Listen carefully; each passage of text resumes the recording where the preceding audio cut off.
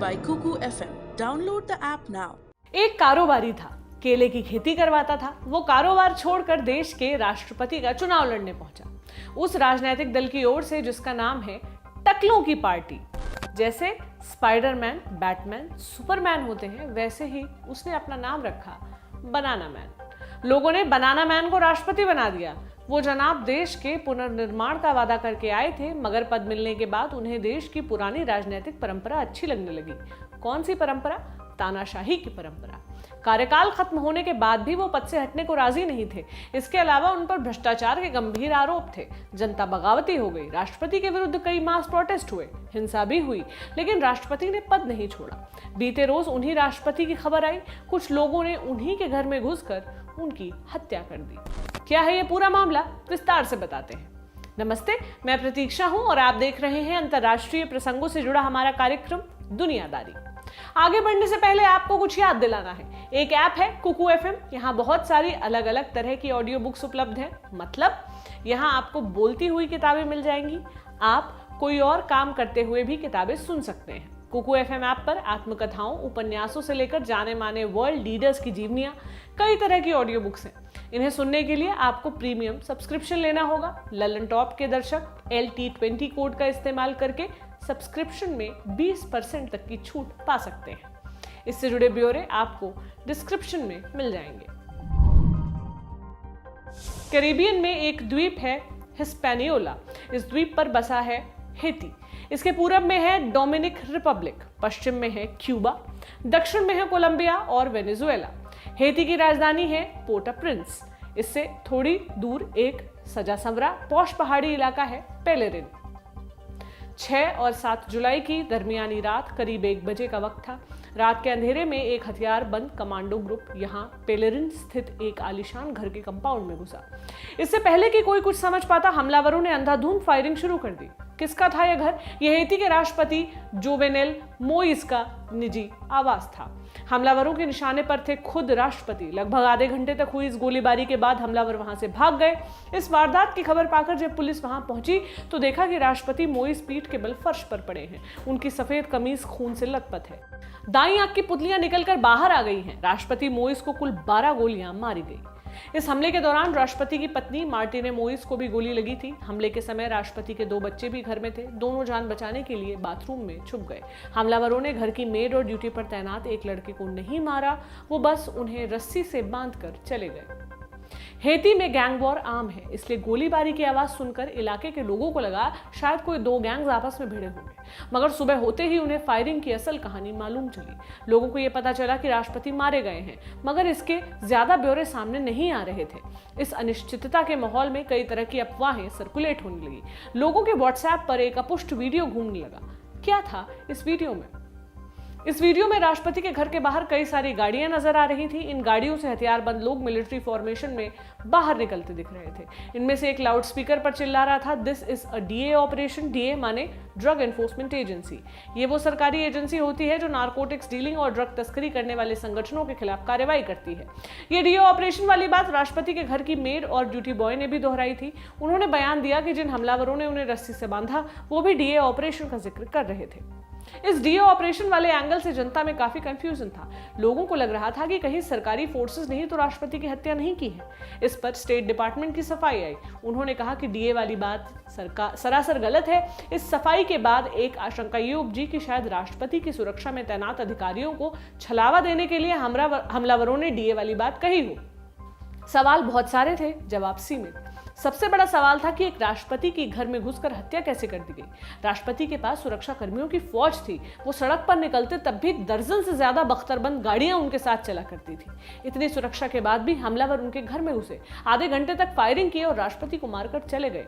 ये कैसे मुमकिन हो पाया?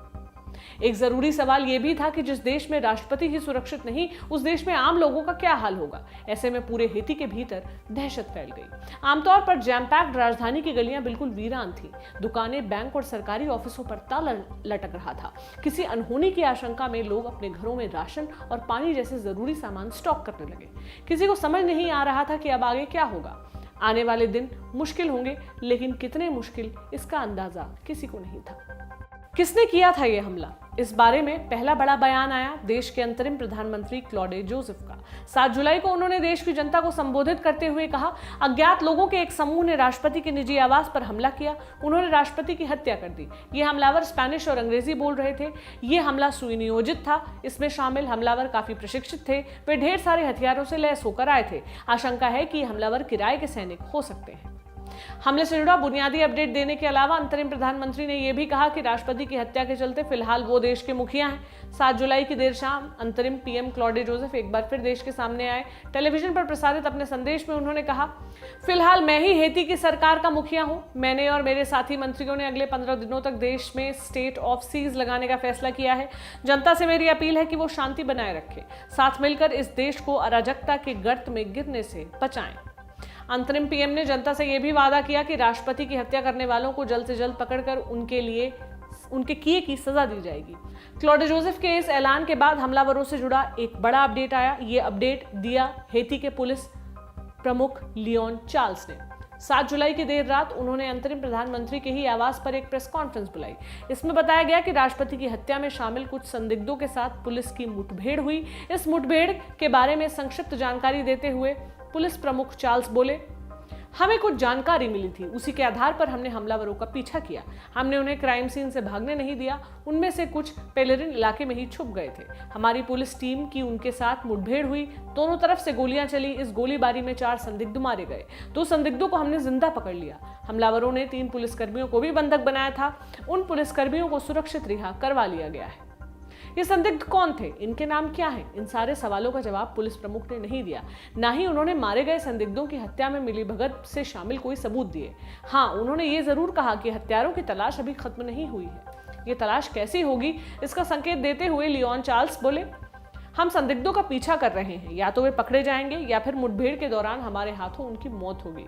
देश में कानून व्यवस्था फिर से बहाल करने के लिए हम प्रतिबद्ध हैं। पुलिस चीफ के दिए बयान के बाद देश के कल्चर एंड कम्युनिकेशन मिनिस्टर फ्रेडेल हेनरिक्वेज का भी बयान आया। उन्होंने बताया कि हमलावरों में विदेशी मर्सिनरीज के अलावा हेती के कुछ लोग भी शामिल हैं। मंत्री हेनरिक्वेज ने जनता से घर में रहने की अपील की। उन्होंने कहा कि देश में भी कर्फ्यू लगा हुआ है। ऐसे में अगर इमरजेंसी ना हो तो लोग घरों के बाहर ना निकले। रात के समय तो बिल्कुल भी बाहर ना निकला जाए। ये तो हुई राष्ट्रपति जोवेनेल मोइस की हत्या और संदिग्ध हमलावरों से जुड़े ब्यौरे। इनसे इतर हेती में क्या माहौल है? राष्ट्रपति मोइस जब जिंदा थे तब भी हेती में राजनीतिक अस्थिरता की स्थिति थी। कार्यकाल की शुरुआत से ही उन पर कई तरह के आरोप लगे थे।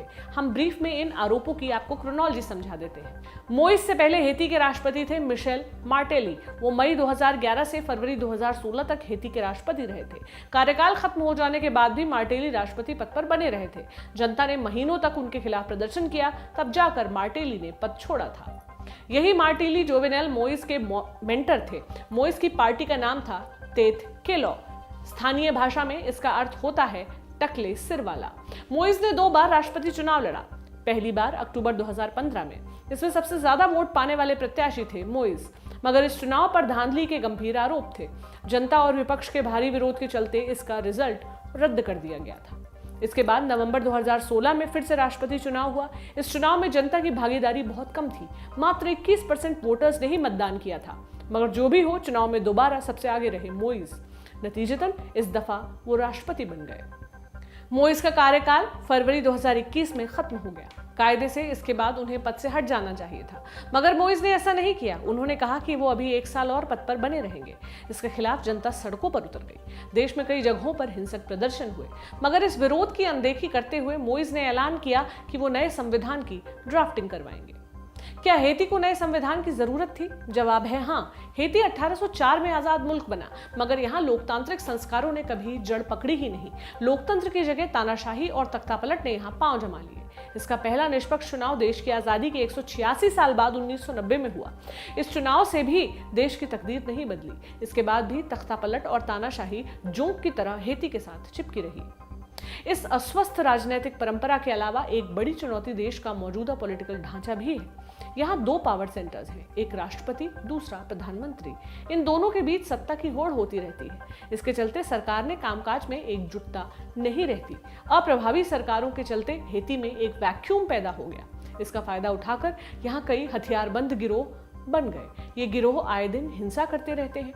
ये इतने मजबूत हैं कि देश की सेना और पुलिस भी इनका कुछ नहीं बिगाड़ पाती। ऐसे में कई जानकारों की राय थी कि हेती को संवैधानिक सुधारों की सख्त जरूरत है। मसलन 2 पावर सेंटर्स खत्म करके उसकी जगह राष्ट्रपति शासन प्रणाली लाना, प्रधानमंत्री की जगह उपराष्ट्रपति का पद बनाना जो कि राष्ट्रपति का अधीनस्थ हो, ताकि सरकार के भीतर होड़ वाले, क्लैश करने वाले पद नहीं बल्कि साथ मिलकर काम करने वाले पद हो। यानी मोइस द्वारा नया संविधान बनाने का प्रस्ताव देना गैर जरूरी कदम नहीं था, लेकिन फिर भी इसे लेकर मोइस का खूब विरोध हुआ। क्यों? क्योंकि विरोधियों को मोइस के तानाशाही तौर तरीकों पर आशंका थी। उनका सवाल था कि क्या गारंटी है कि मोइस नया संविधान बनाने के नाम पर खुद को सत्ता में बनाए रखने का जतन नहीं करेंगे। हेती के संविधान में अब तक एक व्यक्ति को लगातार 2 बार राष्ट्रपति बनने की इजाजत नहीं थी। चूंकि मोइस कार्यकाल खत्म होने के बाद भी पद नहीं छोड़ रहे थे, तो इस पर भी आशंका उपजी। आरोप लगा कि मोइस नए संविधान में 2 कार्यकाल का प्रावधान जुड़वाकर पद अपने ही पास रखेंगे।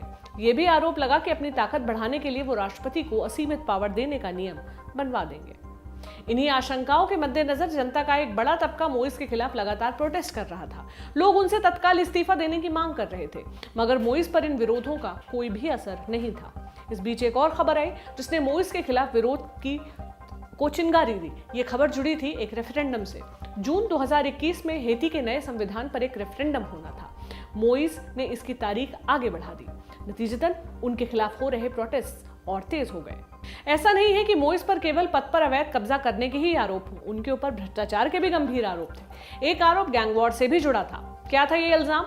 हेती की राजधानी पोर्ट ऑ प्रिंस में लगभग 100 हथियारबंद गिरोह सक्रिय हैं। इनमें से ही एक है बेस डेल्मास 6 गैंग्स।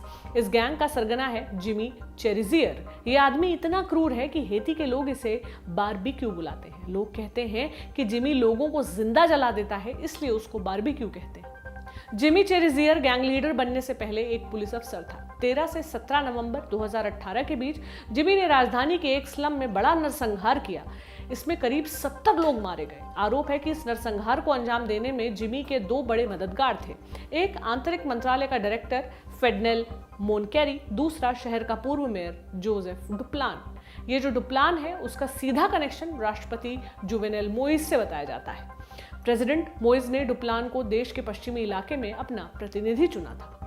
आरोप है कि राष्ट्रपति मोइस ने अपने खिलाफ चल रहे मास प्रोटेस्ट को दबाने के लिए डुप्लान की मदद लेकर बारबेक्यू के सहारे नरसंहार की योजना बनवाई। इसके लिए बहुत सोच समझकर ला सलाइन नाम के स्लम को चुना गया। क्यों? क्योंकि ये झुग्गी उन इलाकों में थी जहां विपक्ष के सरकार विरोधी मूवमेंट का बहुत असर था। ऐसे में अगर यहां पर हत्याकांड होता तो बाकी इलाकों में भी आतंक फैलता। ये इकलौता वाकया नहीं था जब बारबेक्यू ने मोइस के विरोधियों को निशाना बनाया हो। बारबेक्यू और उसके लोग आए दिन राष्ट्रपति मोइस के विरोधियों को टारगेट करते थे। ये भी आरोप लगता था कि बारबेक्यू के गुंडे पुलिस और सेना को मिली हथियारबंद गाड़ियों में घूमते हैं, पुलिस के हथियार इस्तेमाल करते हैं। इन्हीं आरोपों के चलते कई लोग बारबेक्यू को राष्ट्रपति मोइस का हेंचमैन भी कहते थे। ये सब अतीत की बातें हैं। वर्तमान ये है कि राष्ट्रपति मोइस मारे जा चुके हैं। उनकी मौत के बाद हेती और त्रासद स्थिति में दिख रहा है। राजधानी पोर्ट ऑ प्रिंस में पिछले कई महीनों से गैंग वॉर चल रहा है। गिरोहों की हिंसा के चलते हजारों लोग बेघर हो गए। राष्ट्रपति की उनके ही घर में हत्या हो जाने से पूरे देश में दहशत का माहौल है। इस संकट की घड़ी में भी राजनीतिक नेता संगठित नहीं दिख रहे हैं। वहां आने वाले दिनों में एक और पॉलिटिकल मुकाबले का फ्रंट खुलता दिख रहा है। इसकी क्या वजह है? दरअसल राष्ट्रपति मोइस ने अपनी हत्या के करीब 24 घंटे पहले देश के नए प्रधानमंत्री के लिए एक नाम फाइनल किया था। इन जनाब का नाम है डॉक्टर एरियल हेनरी। राष्ट्रपति मोइस ने 5 जुलाई को उन्हें प्रधानमंत्री अपॉइंट किया। जल्द ही एरियल हेनरी को पदभार ग्रहण करना था, मगर इससे पहले कि ये हो पता राष्ट्रपति मोइस मारे गए। मोइस की हत्या के बाद मची अफरा तफरी में एरियल हेनरी के पूर्ववर्ती अंतरिम प्रधानमंत्री क्लाउडे जोसेफ ने खुद को देश का मुखिया घोषित कर दिया। एक तरफ जहां क्लाउडे जोसेफ खुद को राष्ट्र प्रमुख बता रहे हैं, वहीं एरियल हेनरी कह रहे हैं कि मैं असली प्रधानमंत्री हूं। आशंका है कि असली प्रधानमंत्री कौन के इस सवाल पर हेनरी और जोसेफ आपस में भिड़ सकते हैं। हेती को इस वक्त लड़ने वाले राजनीतिक प्रतिनिधियों की नहीं, गंभीर और समझदार लीडरशिप की जरूरत है। कुल मिलाकर हेती की स्थिति बेहद दयनीय है। ये दयनीयता उसके साथ नत्थी हो गई है। वो एक मुसीबत से छूटता नहीं कि अगली मुसीबत उसके सिर आ जाती है। ये था हमारा बड़ी खबर सेगमेंट। अब बारी सुर्खियों की। पहली सुर्खी जापान से है। यहाँ राजधानी टोक्यो में 23 जुलाई को ओलंपिक्स की ओपनिंग सेरेमनी है। इससे पहले शहर में कोरोना के मामले तेजी से बढ़ने लगे हैं। इसे देखते हुए टोक्यो में इमरजेंसी लगा दी गई है। ये इमरजेंसी पूरे ओलंपिक्स के दौरान लागू रहेगी। इमरजेंसी के तहत किन किन चीजों पर प्रतिबंध होगा, फिलहाल ये स्पष्ट नहीं किया गया है।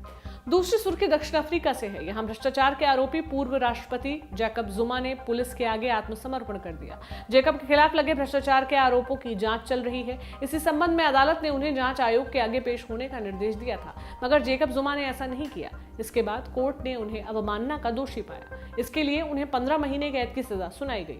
जैकब को आज आधी रात तक की मोहलत दी गई थी। अगर इस डेडलाइन तक वो सरेंडर नहीं करते तो पुलिस उन्हें अरेस्ट कर लेगी। आज की दुनियादारी इतनी ही। आप अपना ध्यान रखिए। कल फिर मुलाकात होगी। शुक्रिया। शुभ रात्रि।